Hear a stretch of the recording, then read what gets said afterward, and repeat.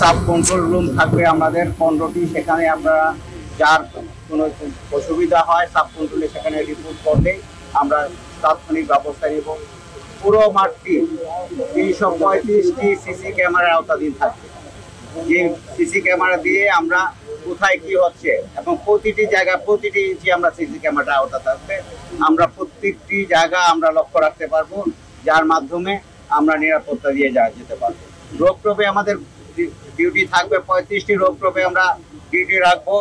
স্থির পিকেট থাকবে আমাদের 53টি স্থির পিকেটের মাধ্যমে আমরা কোথাও পকেট মার, কোথাও ঝামেলা হলে, কোথাও হকার বসে গেলে সেগুলো উঠাবো।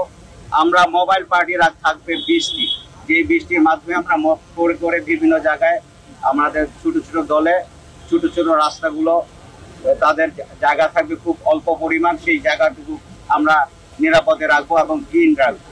আমরা চেকপোস্ট থাকবে 20টি, চেকপোস্টের মাধ্যমে এখানে যেন কোনো দুষ্কৃতিকারী না ঢুকতে পারে আমরা সেই চেকটি করব।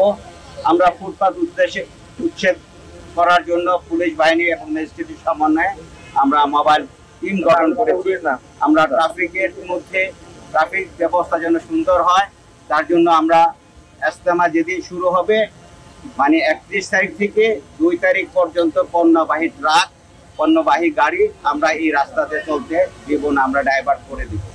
আর মোনাজাতের দিন কোনো গাড়ি আমরা চলবে না। সেই মোনাজাতের দিন শুধুমাত্র ওই ইজতেমার যে অঞ্চলটুকু সেটি গাড়ি মুক্ত রাখবো, যাতে মানুষের কোনো অসুবিধা না হয়। আমরা সাদা পোশাকে প্রচুর পরিমাণ নিরাপত্তা রেখেছি, যাতে আমরা শুধু সংবাদগুলো পেয়ে থাকি। আমরা পুরো পোশাকে আমরা পোশাকধারী পুলিশ রেখেছি 6000-এর কাছাকাছি, 5000 সংখ্যাটা নাই বললাম।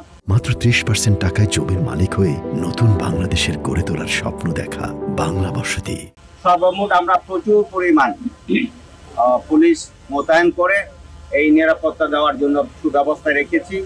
ইনশাল্লাহ আমরা আশা করি কোনো অঘটন ঘটবে না।